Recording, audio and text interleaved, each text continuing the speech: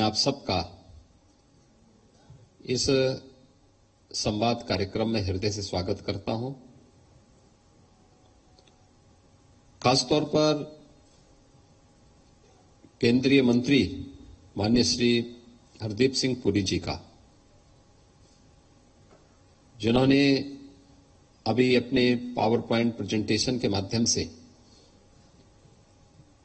पिछले 9 वर्ष के अंदर देश के अंदर क्या परिवर्तन हुए हैं, इसको यहां पर आप सबके सामने न केवल प्रस्तुत किया है, बल्कि आप सबके सामने उसकी हार्ड कॉपी उपलब्ध भी करा दी गई होगी। और मैं आप सबसे अपील करूंगा कि आप उसको एक बार अवलोकन करेंगे तो पिछले 9 वर्ष के अंदर देश के अंदर बदली हुई परिस्थितियां हम न केवल महसूस कर रहे हैं, बल्कि उसके बारे में अलग अलग सेक्टर्स जो अभी भी हो सकता है कि किन्हीं कारणों से हम लोगों के संज्ञान में न आया हो, या किन्हीं कारणों से आप लोगों ने या किसी ने उसको टच करने में थोड़ा कहीं भी अगर वो हुआ हो, तो उसको फिर अलग से आप नए सिरे से उसको आम जन तक पहुंचाने में योगदान दे सकते हैं। मित्रों, बहुत बार मैं इस बात को मानता हूं कि पिछले 9 वर्ष का जो एक कालखंड है, यह एक नए भारत का दर्शन हम सब कर रहे हैं। नए भारत का दर्शन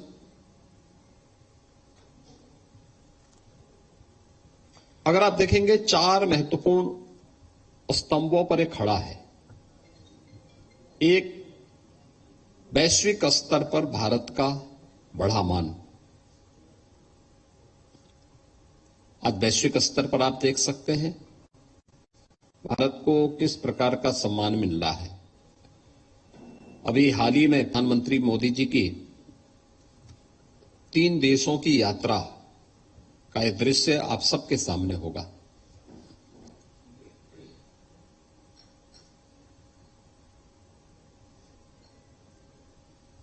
पापुआ न्यू गिनी में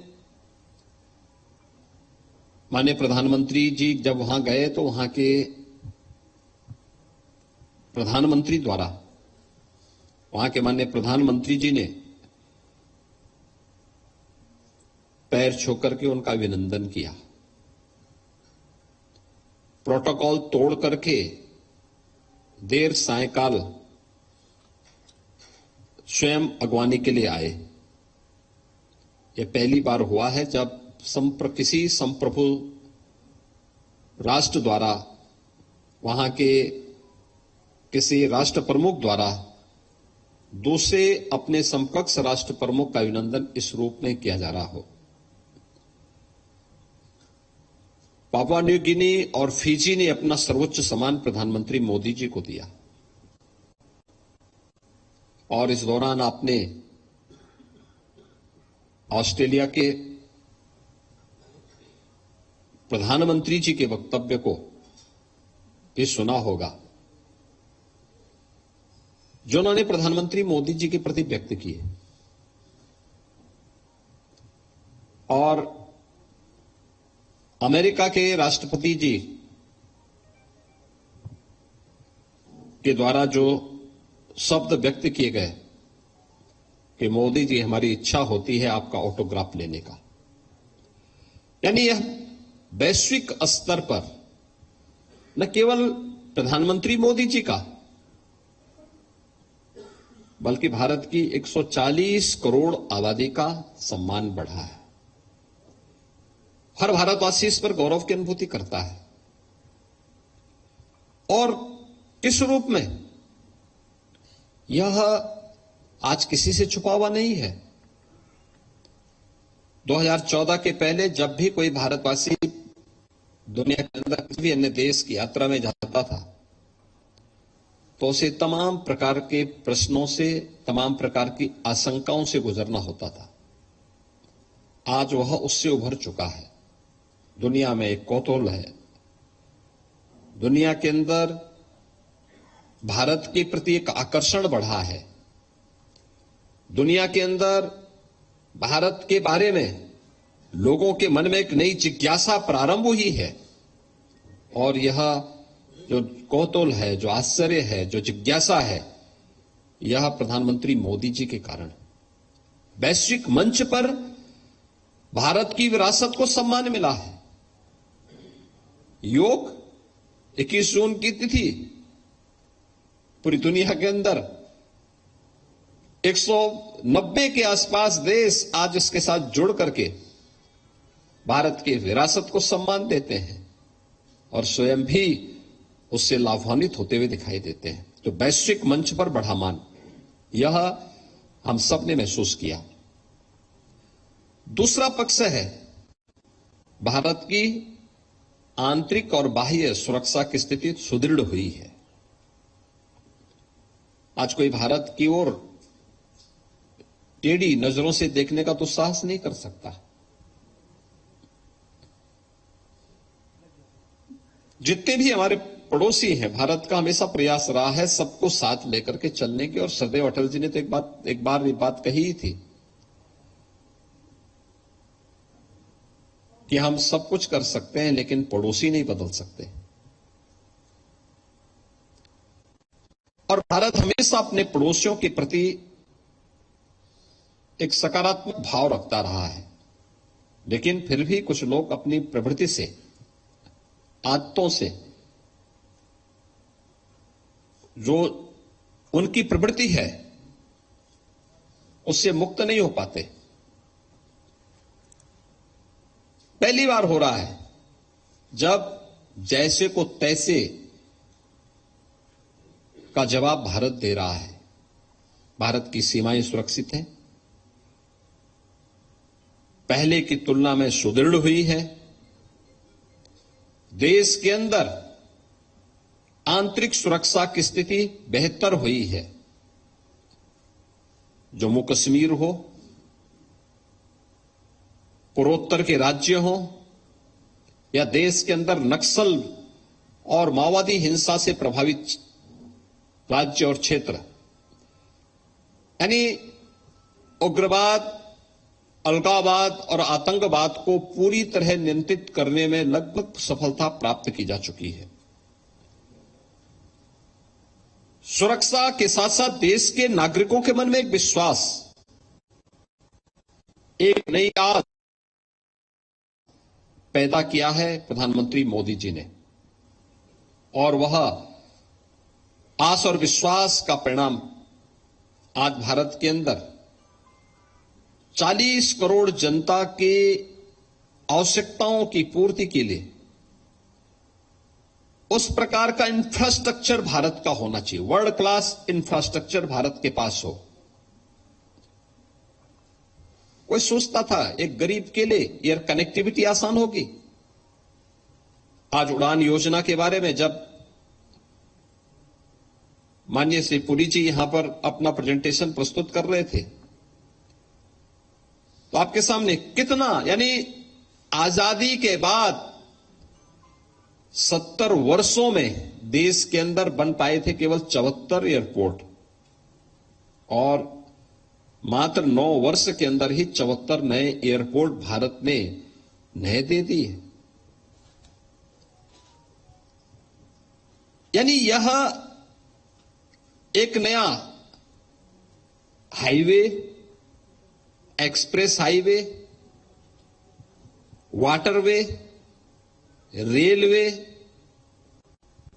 लॉजिस्टिक के क्षेत्र में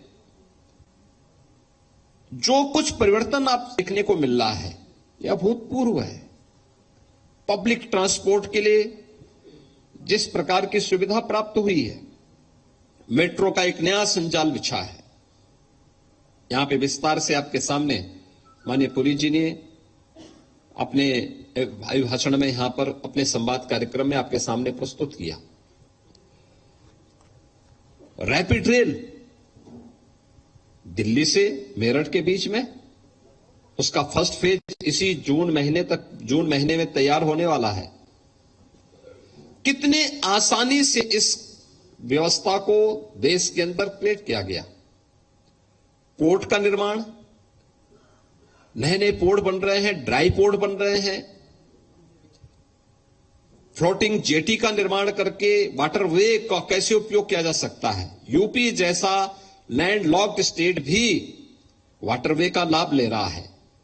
वाटरवे नंबर 1 हल्दिया से वाराणसी के बीच में कार्य क्रियाशील हो चुका है। यानी इंफ्रास्ट्रक्चर डेवलपमेंट के लिए कार्य हुए, एम्स बने। कोई सोचता था आजादी के बाद 70 वर्षों में मात्र 6 एम्स बने, आज 22 से अधिक एम्स का निर्माण भारत के अंदर हो चुका है। Medical colleges, 1 district 1 medical college की तरफ पूरा देश जा रहा है। हेल्थ इंफ्रास्ट्रक्चर बढ़े, आईआईटी, आईआईएम उन सभी क्षेत्रों में बढ़ाए गए जिनके लिए कोई कल्पना नहीं करता था। इंफ्रास्ट्रक्चर के लिए इसने देश की आकांक्षाओं के अनुरूप भारत को, हर तबके के लोगों को उनकी आवश्यकता के अनुरूप उस प्रकार की इंफ्रास्ट्रक्चर को भी देने का कार्य किया। और चौथा इसका पक्ष है, वह है गरीब कल्याण का। आपने देखा होगा पिछले 9 वर्ष के अंदर भारत सरकार की एक एक योजना हर एक काम देश के नाम गरीब कल्याण के लिए समर्पित है। उसमें जाति नहीं, मत नहीं, मजहब नहीं, क्षेत्र नहीं, भाषा नहीं, बल्कि सबका साथ और सबके विकास की भावनाओं को अपने अंदर समेटे हुए ये योजनाएं आगे बढ़ती हैं। एक एक योजना जनधन अकाउंट से प्रारंभ हुई योजना कितना विस्तार लेती है। लोग सोचते थे देश के अंदर 45 करोड़ से अधिक ऐसे गरीबों के जनधन अकाउंट खोले गए। और मित्रों, जनधन अकाउंट के माध्यम से जो परिवर्तन हम सबको देखने को मिला, यानी 48 करोड़ लोगों का देश के अंदर एक एक अकाउंट खोले गए। यानी इतने लोग ऐसे थे जिनके आजादी के बाद अपने स्वयं के अकाउंट बैंक में नहीं थे। और उत्तर प्रदेश ने सर्वाधिक लाभ लिया। उत्तर प्रदेश में 8.5 करोड़ से अधिक गरीबों के बैंक के अकाउंट खोले गए इस दौरान। जनधन अकाउंट का परिणाम है डिजिटल बैंकिंग और डीबीटी का लाभ आज हर व्यक्ति ले पा रहा है और भ्रष्टाचार पर प्रहार का यह सबसे बड़ा माध्यम बना। यह सबसे बड़ा प्रहार का उसका लाभ मिला। दूसरा, एक एक स्कीम किस रूप में, यानी कोरोना कालखंड में तो इन जनधन अकाउंट का लाभ सर्वाधिक हर गरीब, हर किसान, हर श्रमिक ले आई ही। आपने देखा होगा कि कोरोना कालखंड के दौरान कैसे हम लोग इन योजनाओं का लाभ उन लोगों तक एक क्लिक में 2,63,00,000 किसानों तक पीएम किसान योजना का लाभ उन तक पहुंच रहा था। एक क्लिक में 1,75,00,000 उज्ज्वला योजना के जो लाभार्थी उत्तर प्रदेश में हैं उन लोगों तक उनको प्राप्त होने वाले सिलेंडर का दाम उनको प्राप्त हो रहा था। एक क्लिक में पेंशन के लाभार्थी, चाहे वह निराश्रित महिला पेंशन हो, वृद्धावस्था पेंशन हो, दिव्यांगजन पेंशन हो, उन्हें इस योजना का लाभ मिल रहा था। एक क्लिक में महिला लाभार्थियों को दी जाने वाली सुविधा का लाभ प्राप्त हो रहा था। ये सभी चीजें उस रूप में मिल रही थी। और एक एक योजना कैसे स्वावलंबन का आधार बनती है। खासतौर पर पीएम आवास योजना को अगर आप देखेंगे, उत्तर प्रदेश के अंदर इन 9 वर्षों में ग्रामीण और शहरी दोनों क्षेत्रों में मित्रों 54 लाख गरीबों को एक एक आवास योजना का लाभ प्राप्त हुआ है। 54 लाख। पूरे देश के अंदर 3 करोड़ लोग ऐसे थे जिनके पास अपने सिर ढकने के लिए आवास नहीं थे और उन्हें 54 लाख गरीबों को अकेले उत्तर प्रदेश के अंदर इस सुविधा का लाभ प्राप्त हुआ है। शौचालयों का निर्माण, अगर आप देखेंगे स्वच्छ भारत मिशन ने अभी आपने देखा होगा कि यहां पर माननीय केंद्रीय मंत्री जब अपना प्रेजेंटेशन प्रस्तुत कर रहे थे तो उन्होंने उस समय इस बात को बहुत अच्छे ढंग से प्रस्तुत किया था कि WHO की जो रिपोर्ट है वो क्या बताती है। स्वच्छ भारत मिशन के कारण 3 लाख लोगों की जान बची है और स्वच्छ भारत मिशन का उत्तर प्रदेश के अंदर क्या परिणाम था।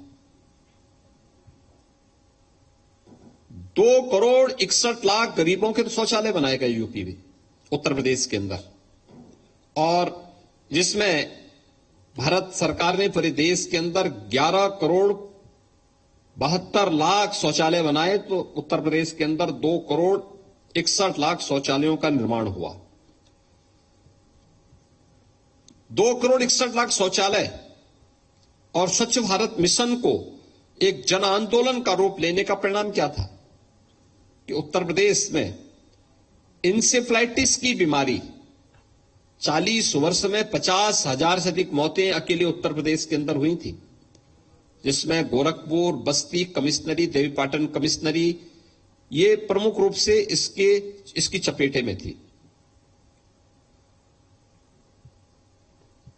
40 वर्ष में 50,000 मौतें जिस बीमारी के कारण हुई हो, आज वह बीमारी पूरी तरह समाप्त हो चुकी है। यानी स्वच्छ भारत मिशन किस रूप में प्रभावी हुई है। इसी प्रकार से प्रदेश के अंदर हर घर नल की योजना, क्या कोई कल्पना करता था ये मिशन मोड पर भी कोई एक कार्यक्रम अभियान चलेगा जिसमें हर परिवार को शुद्ध पेयजल की आपूर्ति में सरकार योगदान दे पाएगी। पहले तो पिक एंड चूज होता था, सबके लिए योजना बन जाए, ये कल्पना थी। पिछले 9 वर्ष के अंदर 11 करोड़ घरों में नल से जल पहुंचा है और उत्तर प्रदेश में अब तक 1,18,00,000 घरों में नल से जल हम दे चुके हैं और उत्तर प्रदेश के अंदर अभी युद्ध स्तर पर कार्य चल रहे हैं। लगभग हर राजस्व गांव की हमने मैपिंग कर ली है, उसकी DPR बना ली है और उन सभी, चाहे वह ग्रामीण क्षेत्र हो या शहरी क्षेत्र हो, उनमें या तो घर घर नल की योजना लागू हो चुकी है या फिर लागू करने की तैयारियां उसमें युद्ध स्तर पर चल रही हैं।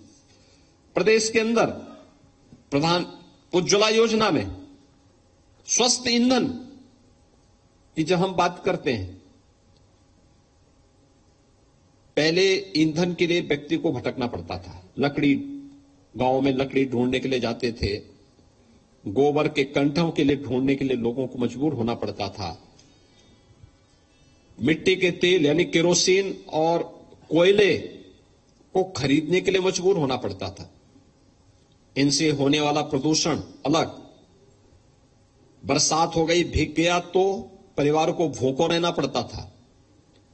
स्वस्थ ईंधन की व्यवस्था पहली बार देश के अंदर, और जहां 9,60,00,000 परिवारों को देश के अंदर इस सुविधा का लाभ प्राप्त हुआ, उत्तर प्रदेश में 1,75,00,000 परिवारों को इस सुविधा से लाभान्वित करने का काम भी किया गया। स्ट्रीट वेंडर कोई पूछता ही नहीं था। पटरी व्यवसायी, देश के अंदर अगर 34,45,00,000 स्ट्रीट वेंडर इस योजना से लाभान्वित हुए हैं, तो मित्रों उत्तर प्रदेश के अंदर इस योजना से 11,94,000 स्ट्रीट वेंडर यानी पटरी, ठेला, खोमचा, रेड़ी लगाने वाले लाभार्थियों को PM स्वनिधि योजना में, इस योजना के माध्यम से उन्हें ब्याज मुक्त ऋण उपलब्ध करवाने का कार्य बैंकों से किया गया। PM स्वामित्व योजना, ग्रामीण क्षेत्र में राजस्व से जुड़े हुए जो विवाद हुआ करते थे, कोई सोच ही नहीं सकता था कि इसके बारे में भी कभी उसको इस जमीन का मालिकाना अधिकार मिलेगा। लोग सोचते भी नहीं थे। आज मुझे बताते हुए प्रसन्नता है, उत्तर प्रदेश देश की आबादी का सबसे बड़ा राज्य है। अब तक उत्तर प्रदेश के अंदर हम 56 लाख परिवारों को पीएम स्वामित्व योजना, जहां पे जिसका घर है उस जमीन का मालिकाना अधिकार भी घरौनी के माध्यम से उस परिवार को दे दिया गया है।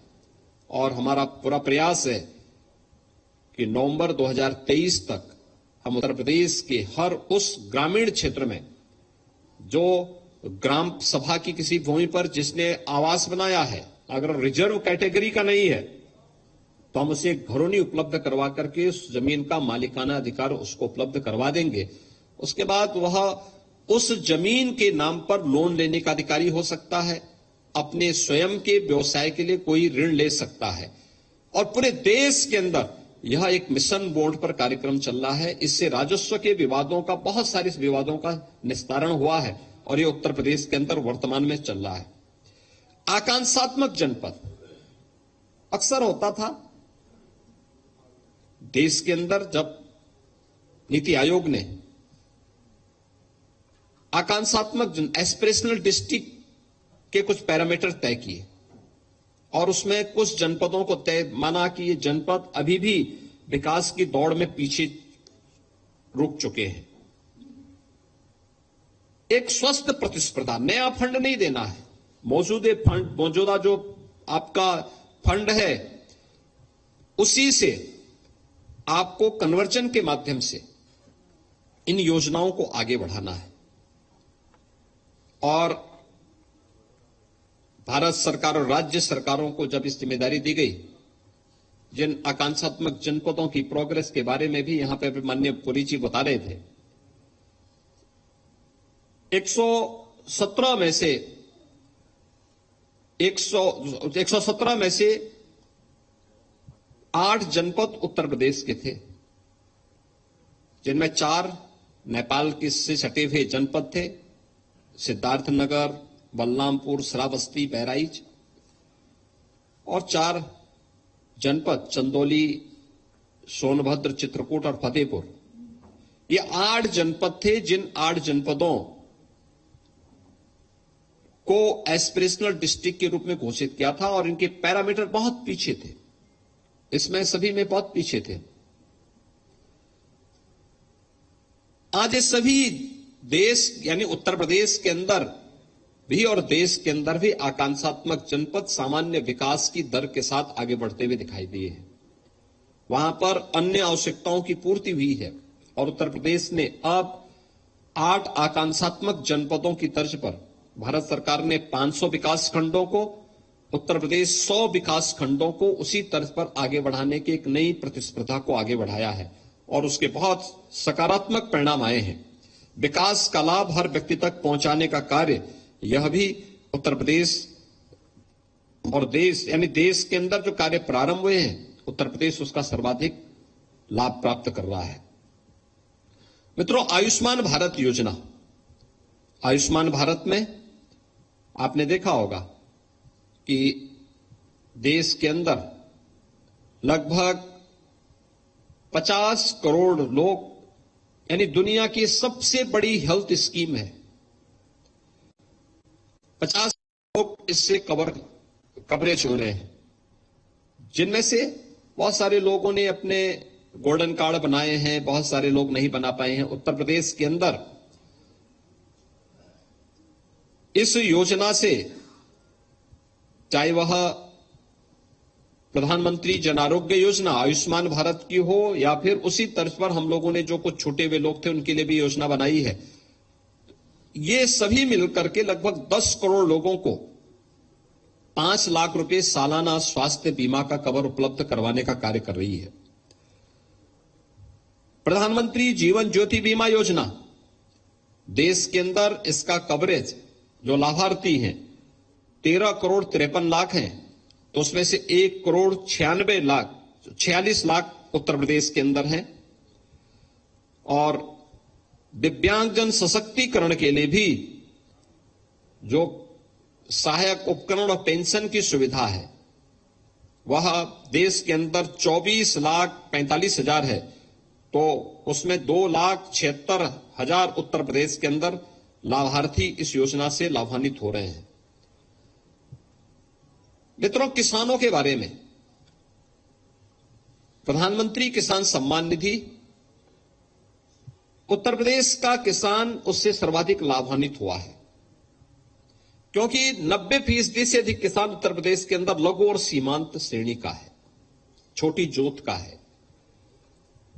उत्तर प्रदेश के अंदर यानी अगर भारत के अंदर 11 करोड़ इस योजना के लाभार्थी हैं तो अकेले उत्तर प्रदेश में 2,63,00,000 लाभार्थी हैं जिन्हें अब तक पीएम किसान निधि के माध्यम से 55,800 करोड़ रुपए से अधिक की धनराशि डीबीटी के माध्यम से उनके अकाउंट में आ चुकी है। इसमें 6,000 रुपए सालाना भारत सरकार प्रत्येक किसान को उपलब्ध करवाने का कार्य करती है। ऐसे विभिन्न योजनाओं में एमएसपी का लाभ किसानों को प्राप्त हो, लागत का 1.5 गुना दाम किसान को उपलब्ध करवाने का कार्य है, या फिर अन्य वे तमाम योजनाएं जिसमें कृषि क्षेत्र हो या नारी सशक्तिकरण का कार्य हो, प्रधानमंत्री सुरक्षित मातृत्व अभियान योजना, प्रधानमंत्री मातृवंदना योजना,